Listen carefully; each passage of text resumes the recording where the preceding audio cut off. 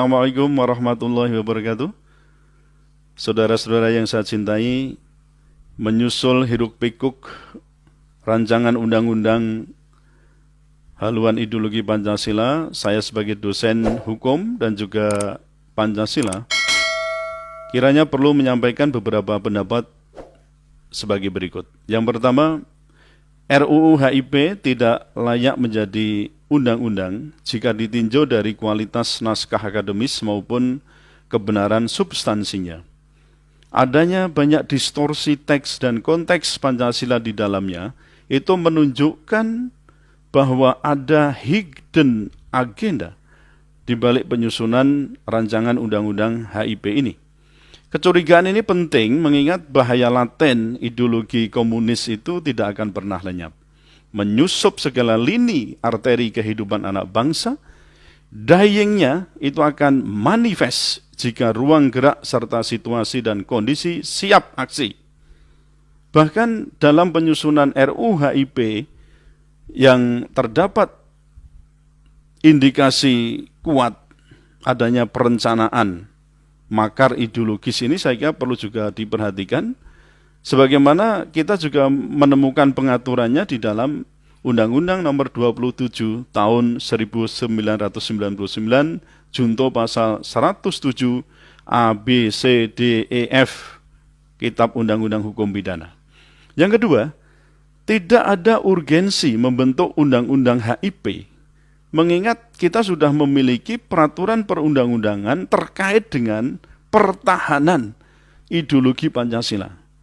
Yang pertama, yaitu Dekret Presiden 5 Juli 59. Di situ kita kembali kepada Undang-Undang Dasar 45, yang sekaligus bisa kita katakan Undang-Undang Dasar 45 itu adalah penafsiran otentik pertama kali Pancasila sebagai dasar negara. Kemudian yang kedua, TAP MPRS nomor 25 tahun 1966 tentang pembubaran PKI dan larangan menganut dan menyebarkan ideologi komunisme, Marxisme, dan Leninisme.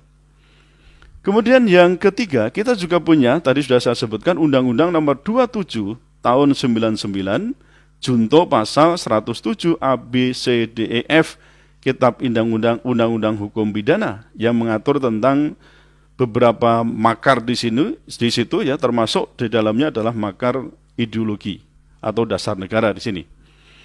Nah, yang keempat, kita juga punya TAP MPR nomor 6 tahun 2001. Itu apa? Tentang etika kehidupan berbangsa. Nah, jadi kalau kita melihat beberapa peraturan perundang-undangnya sudah eksis dan masih eksis ini, maka semua peraturan perundang-undangan tersebut dianggap dapat membentengi Pancasila dasar negara. Jadi tidak perlu ada undang-undang yang secara khusus mengatur tentang haluan ideologi Pancasila itu. Yang ketiga, seandainya pun karena kritik masyarakat lalu TAP MPRS nomor 2566 itu dimasukkan ke dalam konsideran RUU HIP, sekaligus persoalan Trisila dan Ekasila itu ditiadakan, itu bukan berarti selesai masalah. Karena inti masalahnya adalah RUU HIP itu telah mendowngrade Pancasila sebagai falsafah negara, sebagai norma dasar atau Grundnorm, dan juga sebagai sumber dari segala sumber hukum menjadi norma hukum positif yang bersifat instrumental, yang itu sangat rawan sekali dipakai oleh rezim penguasa untuk menjadi alat gebuk terhadap pihak-pihak yang berseberangan dengan kebijakan pemerintah. Untuk itu, terakhir, atas dasar pertimbangan hukum tersebut, maka saya merekomendasikan yang pertama, RUU HIP ini harus ditolak dan dibatalkan tanpa reserve. Lalu yang kedua, usut dugaan adanya perencanaan makar terhadap dasar negara atau ideologi dengan membentuk tim pencari fakta.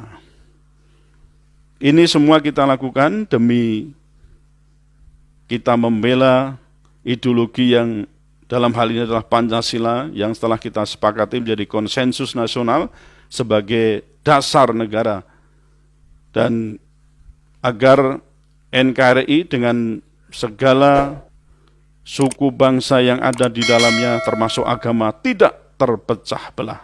Demikian pernyataan hukum saya. Terima kasih. Assalamualaikum warahmatullahi wabarakatuh.